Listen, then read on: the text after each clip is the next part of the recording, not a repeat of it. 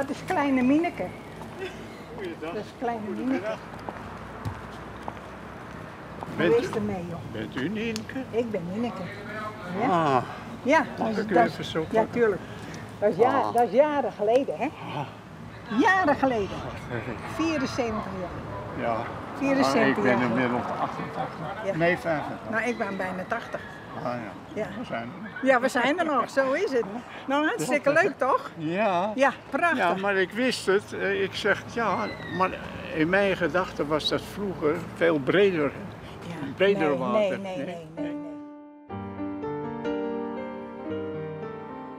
In de hongerwinter van 1944 werden 86 Amsterdamse voetballertjes opvangen door voetbalclub Heerenveen en onderbracht in pleeggezinnen. Ik ben Abel Lenstra. Heel leuk. En dat na 74. Ik weet dat ik zo altijd naar school ging. Ik kwam daar Ja, vandaan, ja, klopt. hier naartoe. En dan Ja. ging ik- Maar de Lemmerboot werden ze naar Friesland gebracht en bij Hotel Groen, aan de Dracht op het Heerenveen, treffen ze het pleeggezin dat haar een thuisbieden zal. De dan 12-jarige Han Grijzenhout, later assistent-trainer van Rinus Michels, is een van de jonkjes. Maar hem en een tal andere Amsterdamse schoffies uit die tijd sjuggen we na 75 jaar waarom op wat dat voor die jongens al je bedschutten.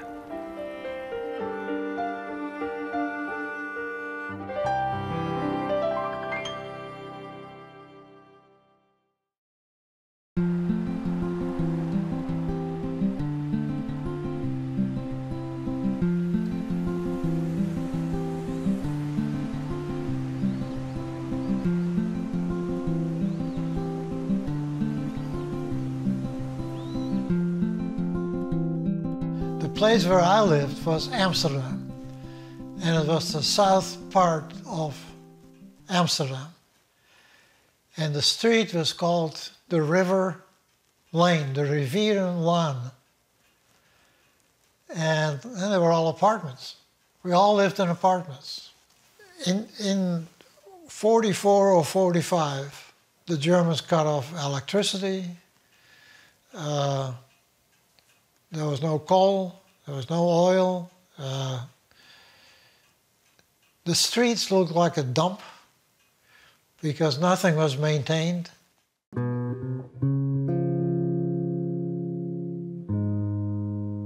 Maar in die periode was het toch zo dat eigenlijk had ik het niet zo slecht thuis. En dat kwam omdat mijn ouders nogal bij de hand waren in de oorlog. Mijn vader had een sigarettenhandeltje opgericht. En mijn moeder verkocht dan de sigaretjes dan. En ik was ook al toen de tijd, achteraf is toch in mijn verdere leven gebleken dat dat wel zo was. Dat ik graag op reis ging en dat ik weg wilde. En dat ik blij was dat ik mee mocht met die jongetjes allemaal. En dat vond ik fantastisch.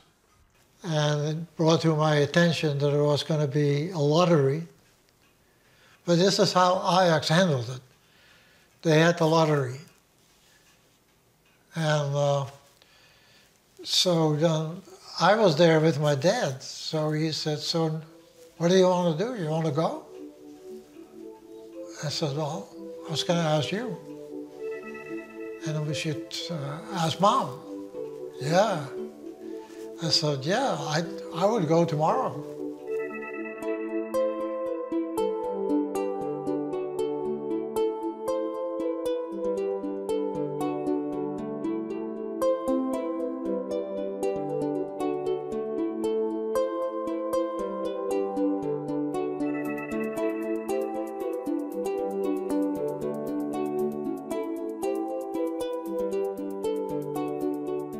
Achter het Centraal Station lagen Rijnhaken. En daar moest ik me melden. Met mijn moeder, die bracht me. En dan lag er in dat Rijnhaak, er lagen allemaal stro op de bodem. En er lagen allemaal kindertjes. En ik denk dat ik de oudste was. Allemaal kindertjes van 3, 4, 5, 6 jaar. Midden in de nacht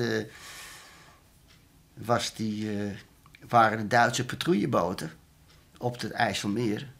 Dat heette geloof ik toen Noord-Zuiderzee. En daar werden we ze dus aangehouden. En dan gingen die luiken open. En dan keek ik naar boven en dan zag ik Duitse soldaten met schijnwerpers kijken wie er in het ruim lagen. Nou, dat waren allemaal kindertjes. Nou, ik heb nog 's nachts moeten helpen, want ja, goed, er waren wel wat grotere mensen bij, maar ik hielp daar ook die kindertjes. En ja, een hele nacht varen, de volgende morgen kwamen we aan Limmer.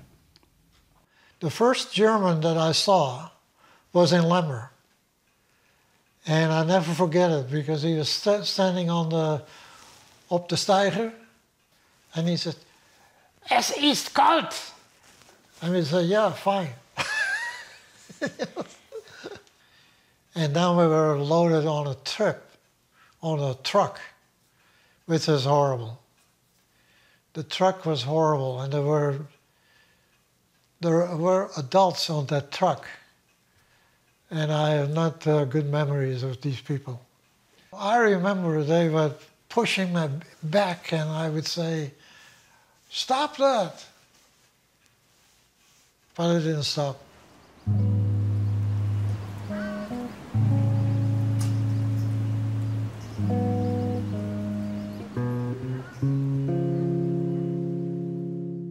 Ik was lid van Heerenveen. Mijn vader was donateur en mijn broer heeft 9 jaar in het eerste gespeeld. In de tijd van Abe. Die zijn, ja, ik denk van 9 jaar. Ze zijn er ook 9 jaar achter elkaar kampioen geweest. En toen kwamen ook die contacten met die westelijke ploegen in de kampioenscompetitie. Dus Ajax, DVS, Blauw-Wit, Vollewijkers, Feyenoord, noem ze maar op. En zo zijn die contacten ook ontstaan, denk ik. En mijn broer die speelde toen. Mijn broer was 19 de oorlog uitbrak. En die heeft eerst in de jeugd van Heerenveen gespeeld. En later in de eerste. En toen kwam die kampioenswedstrijd. Nou, dat was voor hun een hele beleving. Dat was bij Ajax in de Meer. Toen werd er halverwege de wedstrijd was een luchtalarm. Dus het was voor ons wel, niet dat het nog direct angstige momenten waren, maar toch anders dan dat je thuis luchtalarm hebt. Want bij ons gebeurde niet zoveel. We kregen een aangewezen van de Vollewijkers. En die kwam bij ons thuis. Dit is mijn geboortehuis.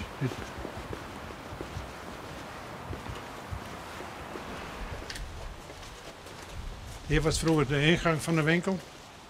Maar ik herinner me nou dat mijn moeder met hem naar de wc ging. En dat ze terugkwam ze zei, dit is niet best, want de ontlasting is gewoon water. Wij moeten rekening houden met het eten. Dat was mijn eerste indruk. Nou, ik had dan het geluk. 2 oudere dames.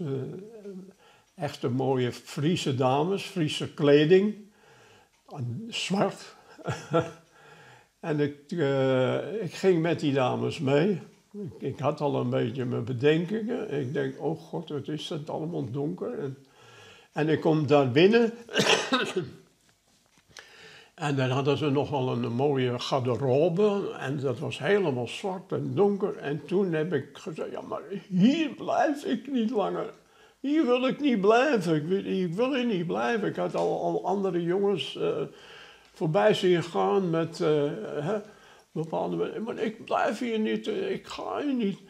Nou, en toen, de leiders hebben zich dat aangetrokken. En die zijn vertrokken om te zoeken naar een nieuwe leider. Nou, ik werd ingedeeld bij een jong getrouwd stel in Oranjewoud. Nou, en dat ging voor geen cent, liep dat. Ik moest altijd aardappelen halen. Ze hadden een kelder onder dat huis. Er was zo'n apartstaand huisje in Oranjewoud. En dan hadden ze in de kelder aardappelen. En iedere keer hoorde ik, aardappelen schillen slinken. Nou, ik ben nog klein en ik eet nog niet veel. En dat ga ik dan niet vreten. Dus na een dag of 2, 3. Ja, dan lag ik ook te janken, 's avonds, 's nachts in mijn bed. Maar ja, ik kon niet meer terug. En daar heb ik het grote geluk gehad dat ik te maken kreeg met de doelman van Heerenveen, Tieme Veenstra. Ja, ik was de koning te rijk. Tieme Vuur noemde die. Tieme Vuur. Ik zei, waarom noemt die man Tieme Vuur?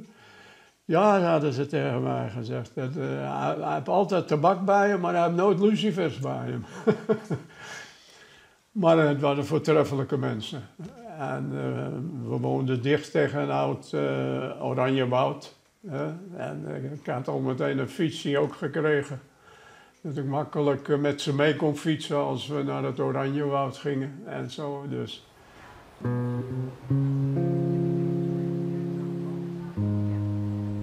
Hij heeft natuurlijk meteen verteld dat hij bij Abe Lenstra in huis kwam. Dat was natuurlijk altijd zijn verhaal. En dat hij daarmee buiten voetbalde. En ja, dat was natuurlijk uniek. En Abe was echt heel zorgzaam ook voor mijn vader. Nou ja, ik vond wat ik sowieso mooi vond, is dat hij in een van de eerste brieven schreef mijn opa van... Jan, let je wel op dat je meneer Lenstra zegt. Want je mag echt geen Abe zeggen. Je bent nog maar een klein kereltje. En later als je groot bent, dan mag je waarschijnlijk wel Abe zeggen.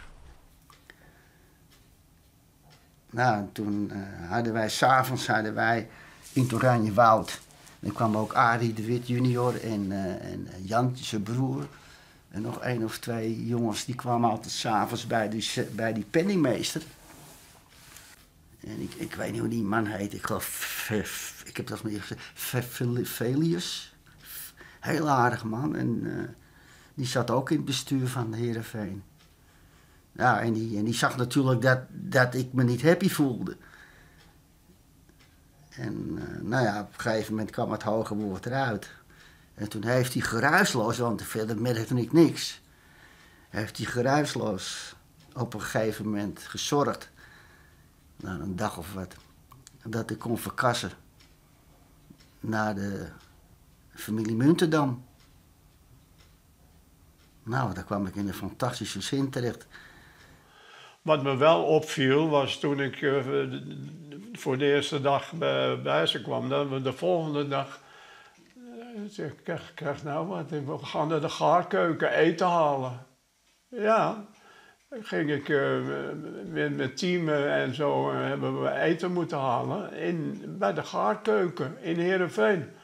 En dat had ik met mijn vader en moeder, had ik het eigenlijk niet zo slecht met die sigarettenhandel van de... Molle de Jong was a melkboer. And he was, they called him the guy with 2 pairs of lungs. He was never tired. He was a soccer player. He was part of the team. But he took us to the Frico factory one time. And that was another eye-opener. That Frico factory was full of cheese. The big round cheeses. But that was an incredible experience. We said, how can you have all this food here and there is nothing over on the other end?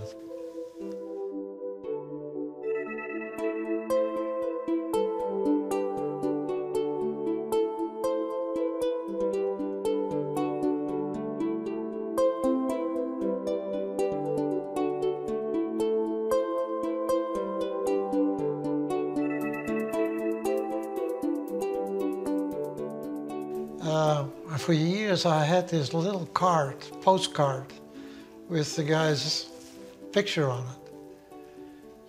So it was, the keeper was Veenstra.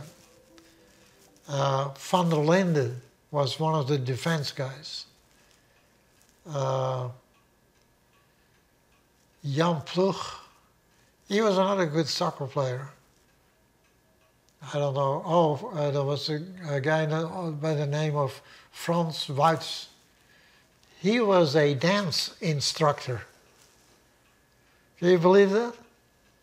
And he was a soccer player. The main player, Abe Lenstra. But you know, he was not the guy though that dominated the other guys. I mean, I would say he was in that respect or keeping a low profile. Een van de meest beroemde voetballers, Abel Enstra, die werd aangesteld als coach, trainer van een Amsterdamse selectie. Daar werd ik gekozen als aanvoerder.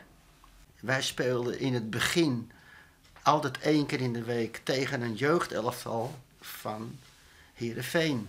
Abel Enstra kwam altijd 1 keer in de week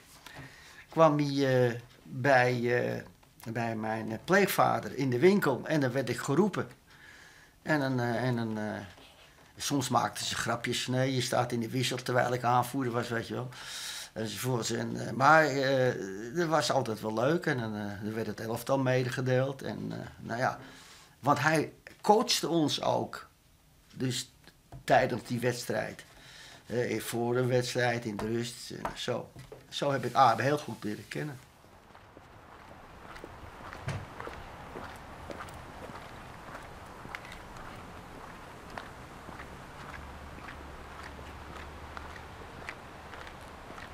Ja, we staan hier bij het huis van Abel Enstra.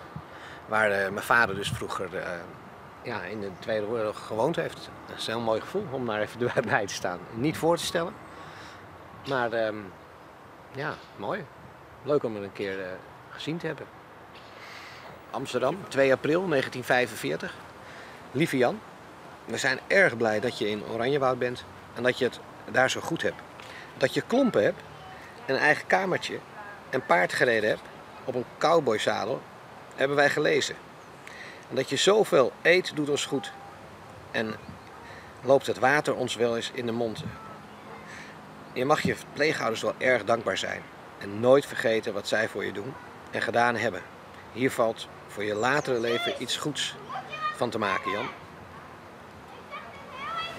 Daar is hij gepost, zo'n 73 jaar geleden. Dus ik ben heel blij dat ik hem nog heb.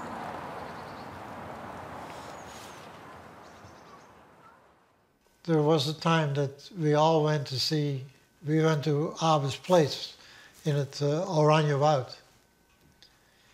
So he played against all the Dutch guys. And I think we lost. And the goal was without a goalie, but he had 2 posts. And so he was so unbelievable. With his dribbles and... Een Fries is bescheiden, van aard bescheiden en die Amsterdammers, het is meer bluff. Wat brutale tussen aanhalingstekens. Maar dat is nu nog zo.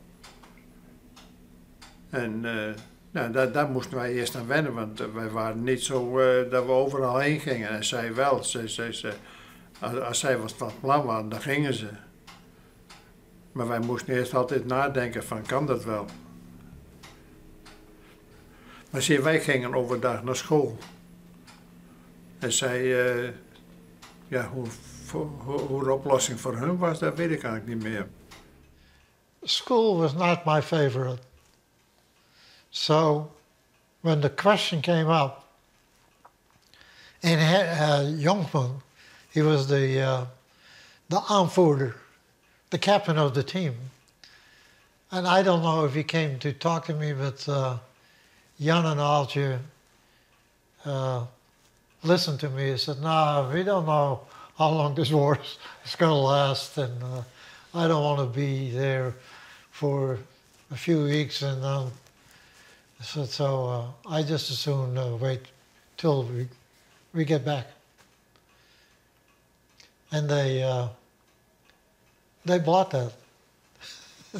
Toen kreeg ik op een gegeven moment een klein dippie van mijn nieuwe pleegmoeder.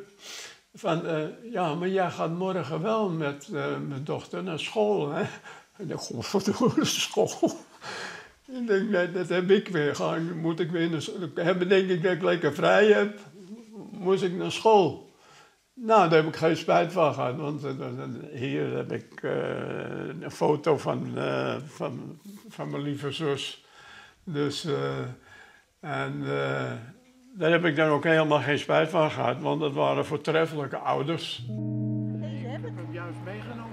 Ja, nee, deze heb ik van mijn moeder en vader vanavond.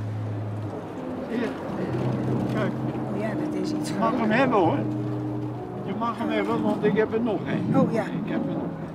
Oh ja, dan kan je me tenminste mijn gezicht zien. Kijk. Zie je? Ja. En, Ja, een opgeplakte baard. ja. Kijk hier. Ja, En ja, hartstikke leuk. ja, ik bewaar hem natuurlijk ook Ja, goed. Hè. ja. De Heerenveen werd bevrijd op 14 april 1945. En ook toen mochten we niet buitenshuis in verband met schermutselingen die al dan nog zouden plaats kunnen vinden. One of the things that happened was the Germans blew up every bridge that was over the Dracht. We wisten dat die brug opgeblazen werd. En daar wachten we op dat de Duitsers op de fiets met kussenbanden door de straat gingen en weggingen. En op een gegeven moment toen was iedereen weg en toen ging die brug de lucht in. Ik denk dat we de volgende morgen naar het gemeenteplein zijn gegaan, want daar was toen wel feest. Nou, een feest. Wij spraken geen Fries, maar we konden het wel heel goed verstaan natuurlijk. Maar wij zongen gewoon het Fries bloed joeg op, hè. Dat is het volkslied, zongen wij dapper mee, 80 keer per dag. Dus het was een grote euforie en ja, het was een mooie tijd. Ter herinnering aan de beslissingwedstrijd DWS Heerenveen op 2 mei 1945 om het kampioenschap van de voetbalcompetitie gehouden te Heerenveen tussen de aspiranten van de Amsterdamse verenigingen. En nou, van Heerenveen zeiden ze dat zij gewonnen hadden, het toernooi van die 4. Maar ik dacht dat zij dat waren. Dat heb ik ook heel lang gehad, totdat ik iemand hoorde zeggen, nee man, wij hebben gewonnen. Ik denk, nou ja, dan is het wel goed.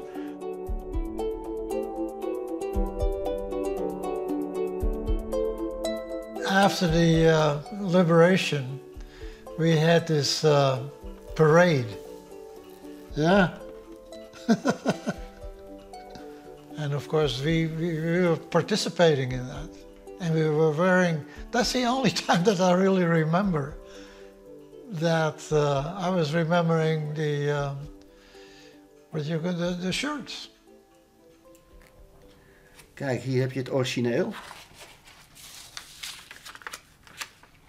Oorlogspapier.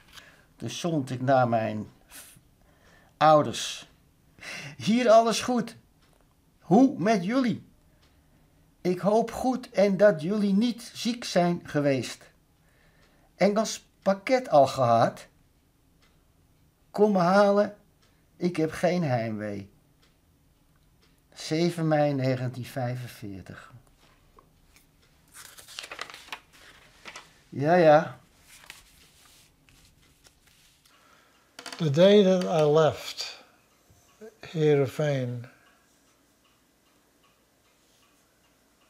I have really no memories of that. But I did leave. Er was geen vervoer, er was geen tram, er was geen trein. Er was niks.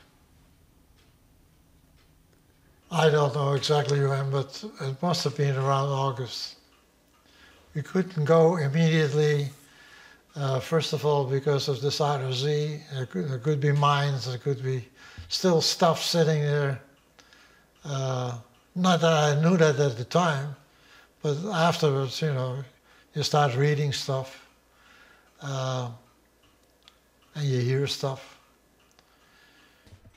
Nee, ik heb een enorme fijne tijd gehad met Heerenveen en met fijne mensen en onderling met je vriendjes en met de Friese jongens gevoetbald. En het is ongelooflijk. The club, Heerenveen, they were incredible. If you think about that, that was incredible. To open your house, and not for one kid, but sometimes two kids at the same time. And not only Jantje and Arie, but... Ja, ik heb me in het begin ook wel gemist, want ik trok veel met hem op. Want hij was dan bijna een half jaar bij ons geweest en hij werd door ons ook echt als broer. Hij was een van het gezin.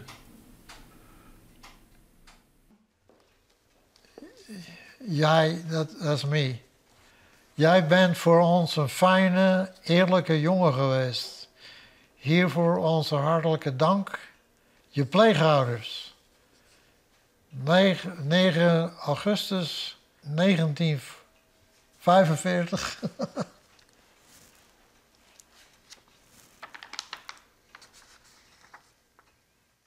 Mijn vader heeft altijd verteld dat hij had natuurlijk een jeugd die niet prettig was. En omdat hij bij Abe natuurlijk een hele prettige tijd heeft gehad, dat hij dat ook voor zijn eigen kinderen wilde hebben. Dus dat haal ik wel dan uit Friesland terug. Weet je wel, dat is hem bijgebleven. En dat wilde hij gewoon voor zijn kinderen ook. Ik ben erg zorgzaam geworden. Nu nog, op de dag van vandaag. En altijd hulp, altijd graag helpen, zonder tegenprestatie te verwachten. Dat heb ik mijn hele leven gehad. Maar ik denk dat het ook komt door die oorlogssituatie. Dat je zoveel in je brein hebt opgeslagen, onwillekeurig. Dat je altijd het mens zijn, ook de fatsoensnormen, dat je die heel hoog in je vaandel hebt staan.